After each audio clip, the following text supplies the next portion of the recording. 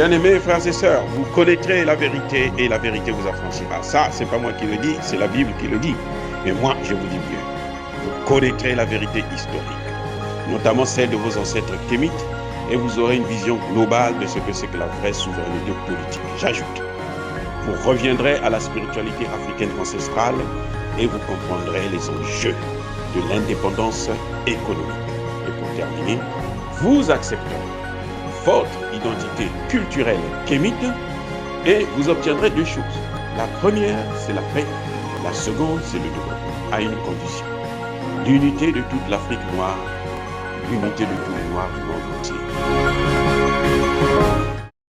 Otep à tous, bienvenue sur la chaîne des panafricanistes par essence, par conviction et par excellence. Celle des citoyens kémites par nécessité et obligation de combat. Nous sommes une chaîne qui n'est guidée que par nos ancêtres et rien que par les ancêtres qui appartiennent à l'égrégore du monde noir. Par conséquent, nous ne croyons en aucun Dieu venu de l'étranger. Toutefois, cette vidéo n'est aucunement destinée à inciter à la haine ou à la violence, car nous menons un combat qui est d'abord et avant tout spirituel, intellectuel et démocratique. Ensuite, il est politique, géopolitique et géostratégique. Contre l'impérialisme, le colonialisme, le néocolonialisme et l'endocolonat, qui sont tous qualifiés de crimes contre l'humanité. Nous menons ce combat sur la base du principe fondamental que nous avons hérité de nos ancêtres kémites, qui est celui de la Mahat, c'est-à-dire solidarité, vérité et justice. Vous êtes donc en droit de connaître la vérité et nous avons l'obligation de vous dire la vérité, rien que la vérité, afin que justice soit rendue au continent africain. Et ça, c'est notre modeste contribution dans cette noble lutte en faveur de la souveraineté, la dignité, la solidarité et l'unité africaine. C'est exactement ça que nous appelons le panafricanisme. Bien-aimés frères et sœurs, qui vous a dit que le président Gbagbo était fini? Ah, un éléphant de la politique. Aïe, aïe, aïe, un dinosaure. Il est sorti de ses réserves. Quand le dinosaure sort là, il faut s'écarter parce que là, ça devient compliqué. Le président Laurent Gbagbo a parlé sur la situation du Niger. Eh oui, il est sorti, il a dit, et on a écouté, et on est content, et on est fier, et on acclame. Bien-aimés frères et sœurs, oh, si on avait des dirigeants pareils au pouvoir dans nos pays. Si on avait Laurent Gbagbo, président de la Côte d'Ivoire, et à côté, il y a Assimi Goïta qui est en train de se battre, il y a Ibrahim Traoré qui est en train de se battre, il y a le président Tchani qui est en train de se battre, il allait les encadrer. Et bon, mais dis donc, ça allait tellement beau. Ça allait être tellement beau que personne n'allait se dire non. Même si la mort est en train de venir, tu vas dire non, écoute, mort, attends d'abord, laisse-moi d'abord finir de voir ce cinéma qui était si merveilleux. Le président Gbagbo a parlé du Niger, de l'attitude de la CEDEAO. Il a qualifié la CEDEAO de pompier pyromane. Même pas de pompier pyromane, mais de pyromane. Parce qu'ils ne font que jeter de l'huile sur le feu. Et oui, le président Gbagbo dit, mais attendez, vous êtes capable de lever une armée pour aller combattre l'armée d'un pays membre de la CEDEAO. Déjà, c'est illégal. C'est illégal. Vous le savez, je vous ai déjà dit ça. C'est illégal. Non seulement par rapport au texte de la CEDEAO, mais aussi par rapport à la charte de l'Organisation des Nations Unies. Et l'Union africaine n'est pas capable de s'imposer, de ramener la CEDEAO à sa place. Vous voyez, c'est que vous voyez là, ce sont des bâtards qui gouvernent l'Afrique. Le président Gbagbo dit, mais vous montez toute une armée pour aller combattre l'armée d'un pays qui fait partie de la CEDEAO. Déjà, c'est pas bon. Alors que ce pays est en train de se battre contre le terrorisme et vous n'avez jamais pris une force, organisé une force pour dire, bon, cette fois-ci, nous allons lutter contre le terrorisme. Non. Le président Gbagbo dit, mais vous êtes en train de jeter de l'huile sur le feu. Les sanctions que vous avez prises là, ce n'est pas des sanctions. Ce n'est pas des sanctions légitimes, c'est inhumain. Parce que le peuple nigérien là, est déjà en difficulté. Il est en train de se faire tuer tous les jours par les terroristes et vous, vous amenez des sanctions pour les affamer encore. Mais quand même. Le président Gbagbo dit, mais non. Au lieu de les aider, de les accompagner dans cette lutte, vous dites non, on va aller mener une guerre. Mais la guerre n'apporte jamais une solution à un problème. La guerre, non. Vous ne pouvez pas dire que non, on met de la guerre comme ça, après on va négocier. Regardez, comme ils ont pris des sanctions, le lendemain, ils envoient une délégation pour aller négocier. C'est le médecin après la mort. Les imbéciles. Comment ils valent? Rien. Le président Gbagbo me dit, mais quelle sera l'attitude de ce peuple-là qui va voir que vous avez une armée? Vous levez cette armée-là pour venir se battre contre leur armée qui se bat d'une manière ou d'une autre à les protéger. Qu'est-ce qu'ils vont penser de vous? CEDEAO. Ça veut dire CEDEAO, c'est quoi? Non. Le président Gbagbo dit, non mais attendez. Déjà, Alassane Ouattara, lui, il va engager l'armée du pays. Il ne saisit même pas le Parlement. C'est lui-là. Il vient de Dieu. C'est Satan. Parce que Dieu ne tue pas. Hein. Dieu ne nous tue pas. Dieu nous a menés en vie là. C'est pour nous donner le bonheur. Pas pour nous tuer. Si vous voyez quelqu'un qui vous fait du mal, c'est qu'il est de l'autre monde, de Satan, puisque toute chose porte la marque de son contraire. Le président Gbagbo dit, allons-y maintenant au débat. Qu'il amène ça à la place publique, qu'il y ait un débat national. On va voir si les Ivoiriens vont choisir d'aller se battre avec leurs frères à côté. Ah mais attendez, il y a encore pire. Il y a mieux. Il y a mieux. Oh non, le vieux là, il connaît. Le vieux là, il a la maîtrise, l'art. Il a la maîtrise. J'espère que j'aurai l'occasion de le rencontrer, m'asseoir avec lui là, pour l'écouter et puis prendre encore la connaissance. Avant que cette bibliothèque-là ne brûle. J'espère, je prie, je demande à Dieu pour me donner cette opportunité. Bref, regardez. Le président Gbagbo dit, mais il n'y a pas longtemps là, il y a eu nos soldats là, les mercenaires ivoiriens, que Alassane Ouattara a envoyé au Mali. Comment ça s'est terminé? Vous savez, ça veut tout dire. Ce n'est pas des militaires qui sont capables de mener une guerre de haute intensité. Ils vont aller se faire parfois massacrer là-bas. Parce que là, ce sera maintenant la guerre. Hein. Il n'y aura pas, non, on fait les prisonniers, non. On les massacre. Le président Gbagbo me dit, mais regardez, souvenez-vous, ça fait même pas un an. Il n'y a pas longtemps là. Et qu'est-ce que ça nous a coûté pour qu'on puisse ramener ces soldats-là à la maison? Qu'est-ce que ça nous a coûté? Mais ce n'était pas du gâteau. Et vous allez encore maintenant prendre encore d'autres, ou bien les mêmes, là, vous les prenez, vous les envoyez maintenant au Niger. Allez-y vous battre là-bas. Vous croyez que partout, les gens seront complaisants avec eux? Mais on va peut-être les tuer là-bas. Comment vous allez expliquer ça aux parents des victimes? Comment vous allez leur expliquer? Oh non, on a envoyé vos enfants aller mourir là-bas pour la démocratie. Mais les gens vont vous poser la question, dans quel pays il y a déjà eu la démocratie? Hein? Dans quel pays? Africain. Le Niger là, le Nigeria là, le Nigeria.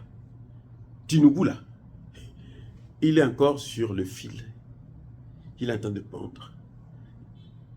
La cour est en train d'étudier son cas parce qu'il a triché. Il a même menti sur son âge. Et c'était un ancien dealer. C'est un trafiquant de drogue. C'est ça le problème. Mais comment les gens ne peuvent pas comprendre ça? Il faut attendre que le président Gbagbo puisse venir parler pour qu'Alassane Ouattara puisse comprendre que non, mais ce que je suis en train de faire là, ça ne va pas. Que Emmanuel Macron est en train de m'amener. La Côte d'Ivoire, ce n'est pas la France. Alassane Ouattara est le président de la Côte d'Ivoire, pas le sous-préfet de la France. Que je sache, hein. Bon, peut-être que lui, il a un autre statut. Mais moi, que je sache, c'est qu'il n'est pas sous-préfet d'Emmanuel Macron. Et même s'il était sous-préfet d'Emmanuel Macron, il devrait savoir que son chef, là, c'est un nullard. Un vaurien. Emmanuel Macron, il est nul. Vraiment nul.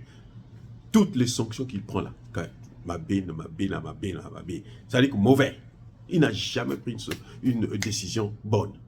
Elles sont toutes mauvaises. C'est un mauvais garçon. C'est pas de sa faute, il ne connaît pas, il n'a pas d'enfant de pauvre. Il faut avoir il n'a pas d'enfant, il ne connaît pas ce que c'est que avoir des enfants, l'amour d'un enfant, l'amour d'une femme et tout machin qui lui donne des enfants. Parce qu'une femme, quand elle donne des enfants, c'est pas n'importe quoi, il faut la respecter. Il ne peut pas connaître ça, il n'en a pas eu. La machine ne produit pas. Qu'est-ce que je peux dire? Mais c'est grave que Alassane Ouattara, qui a des enfants, il va prendre les enfants des autres, il va les amener à l'abattoir. Le terrain de guerre, là où ils sont en train de, ceux qui sont en train de sous-estimer, là, hein, là, le Mali, là, est aujourd'hui une force, là, qui peut écraser l'armée de la Côte d'Ivoire, du Sénégal en même temps. Le Mali, là, seulement. C'est la première puissance militaire dans les pays subsahariens. Le Mali, actuellement, au moment où nous parlons, le Mali n'est pas armé, mais le Mali est surarmé. Et le Burkina Faso est en train de suivre la même voie. Le Niger aussi bientôt va rentrer dans la même danse. Et vous voulez venir jouer avec des gens comme ça? Non. Le président Gbagbo a donné un avertissement à Alassane Ouattara. Ah oui. Les sanctions là sont illégales, illégitimes et inhumaines. Ils ont fait ça avec le Mali. Qu'est-ce qu'on a fait du Mali? La première puissance. Oh, le Mali produit le riz, l'or, machin. Le Mali là est en train de se développer là. Le Mali que vous voyez là. D'ici 5 ans, vous allez voir que le Mali aura changé carrément de machin. Au lieu de créer une armée pour venir combattre les terroristes avec eux, vous venez les combattre. Et les terroristes, pendant ce temps, les terroristes continuent à tuer la population. Vous aussi, vous venez tuer la même population. Vous venez tuer leur seul espoir, c'est cette armée-là, qui essaye de faire quelque chose pour les libérer. Et Bazoum, c'est lui qui libère les terroristes qui viennent tuer. Des militaires. Quand Bazoum, les militaires attrapent des terroristes, Bazoum dit que ce sont mes partenaires. Il faut les libérer. Mesure extrajudiciaire. On ne passe même pas devant un juge. Bazoum que vous voyez là qui est au pouvoir là. Mais le président Tiani l'a dit. Son premier discours. Et c'est ça qu'il a expliqué. Il dit mais on ne peut pas continuer comme ça. Les mêmes. Demain on les voit. Ils vont encore égorger des militaires. Et quand Tiani vient dire à Bazoum, Bazoum dit non c'est pas un problème et tout, arrête. Et il se fâche maintenant, il veut le virer carrément. Il dit mais attendez, c'est quoi ça? On est en train de voir nos hommes en train de mourir. Moi, je suis un général d'armée. Et toi, tu es un civil. C'est toi tu es l'ami de ceux qui sont en train de tuer nos hommes. Mais toi, tu es aussi donc un terroriste. Je vous ai déjà dit ça de toutes les façons. C'est un terroriste. Bref, le président Gbagbo a été clair. Qu'il n'y a pas de solution militaire à une crise politique en Afrique. Le président Gbagbo a même rappelé que Ouattara devait savoir comment on règle les problèmes en Afrique. Bon, Ouattara est habitué, il est allé prendre des mercenaires, des rebelles, avec Guillaume Soro, pour venir attaquer la Côte d'Ivoire. Donc, c'est son habitude. Mais le président Gbagbo lui dit non, c'est pas comme ça. Ce que tu as fait ici, là, tu ne vas pas aller faire ça aussi ailleurs. Tu ne vas pas exporter ton esprit belliqueux de guerre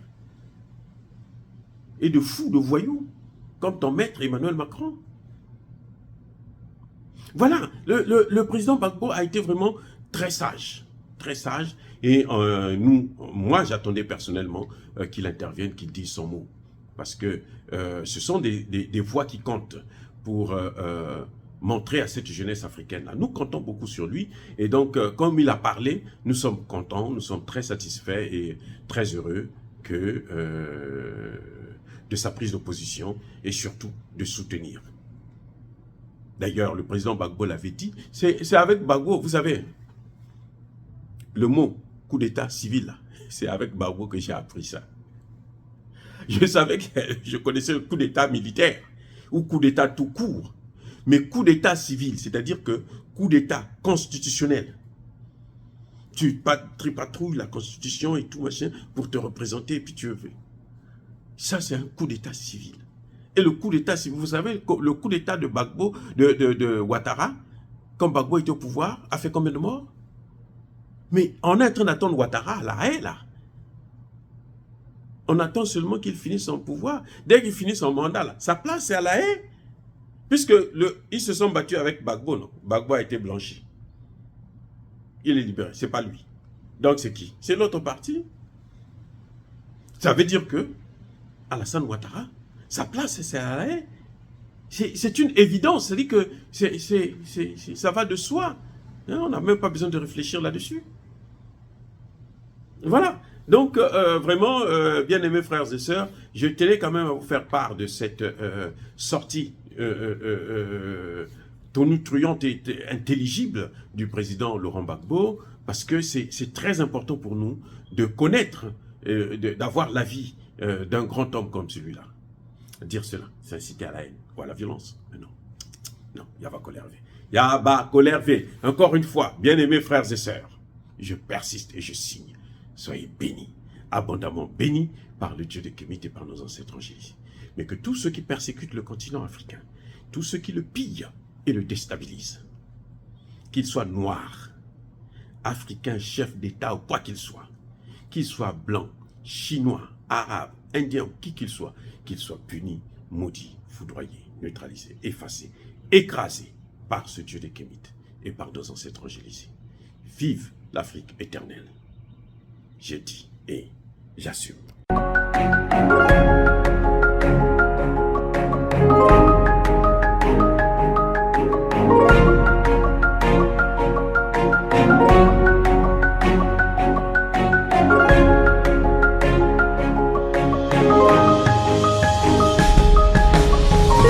Eux, ils marchent par la foi et non par la vue. Mais moi, je vous conseille vivement de marcher par la connaissance scientifique et historique, notamment celle de nos ancêtres kémites, par les 5 sens et par l'intelligence. À vous, à Pierre.